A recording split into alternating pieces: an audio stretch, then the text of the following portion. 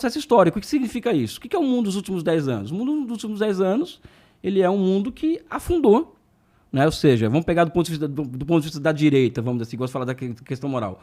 Moralmente afundou, né?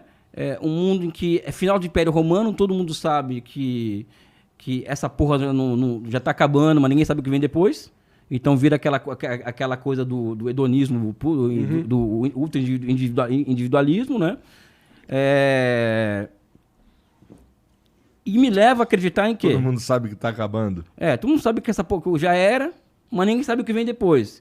Então, tá falando modelo político, econômico e tal? Aí eu falo, não, eu faço uma relação muito com a Grécia Antiga, porque o Sócrates, por exemplo, o que aconteceu com ele? O Sócrates ele foi condenado à morte, né? Porque ele foi estudar a decadência do homem grego, a decadência moral do homem grego.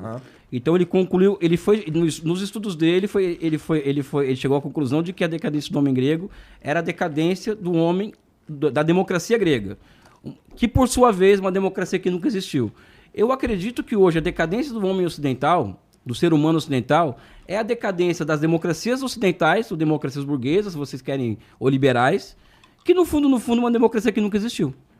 Né? Então eu consigo fazer esse parâmetro entre essas duas épocas históricas, né? Sabe? Então, O que quer dizer que nunca existiu, Elias? Uma democracia para os ricos, né? Você vê a história que ele contou aqui, ó, o senador da Califórnia, que era filho do... Que fique claro, isso é um cenário fictício, mas verossímil. Ou seja, o cara é senador, mas o pai já era o dono da Califórnia, o governador e tal, ou seja, é isso o capitalismo. Né? A democracia burguesa, a democracia ocidental, a democracia liberal, que eu acho que é o direito de qualquer país assimilar isso daí. Tá? Não vou entrar nesse ponto, a gente pode entrar no mérito dessa questão mais adiante, mas o grande fato é que essa democracia está demonstrando incapacidade de entregar para as sociedades ocidentais, principalmente, respostas para os problemas que a história coloca diante delas. Né? Então... tem um problema fundamental aí, né? Assim, tem alguns problemas fundamentais na maneira como a democracia se dá hoje em dia, especialmente no Brasil. E eu acho que um deles esses caras, eles têm a impressão que eles se alimentam de pobres. Portanto, não faz sentido acabar com a pobreza. Tá ligado? Esse seria... Eu enxergo isso daí um dos problemas que tem. Eu acho que enxergam os pobres cada vez... Desde que o mundo é mundo, mas cada vez mais. A gente viu isso com essa investida eleitoreira de última hora. E também não vamos ser ingênuos achando que o governo de ocasião talvez faria algo parecido com essa pirueta orçamentária e essas benesses aí desbragadas que a dupla Paulo Guedes e Bolsonaro fizeram. Mas... enxergam os pobres não como cérebros, mas como bocas, né?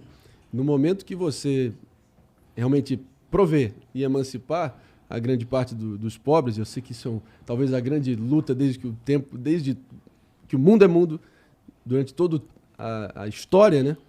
Eu acho que isso aí poderia mudar a lógica de pensamento de como é que a gente pode, de fato, capacitar e promover o que eu sempre digo, né? Ascensão econômica, inclusão econômica e ascensão social por conseguinte. Então, tem que mudar essa lógica, na minha visão.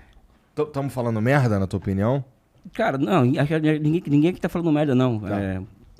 O que acontece é o seguinte, é que uma das desesperanças do mundo... existe muita gente que analisa o fascismo, né? Sim. Muita gente.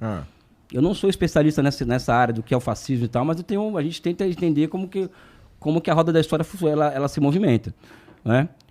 Do ponto de vista da dinâmica de acumulação da economia, o fascismo ele é uma expressão, né, que é muito clara às crises do capitalismo.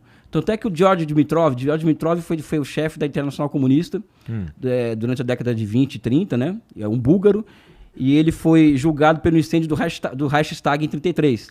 Né? Ele foi julgado. Aí o juiz caiu na besteira e perguntou para ele, Dimitrov, o que você acha do nazismo?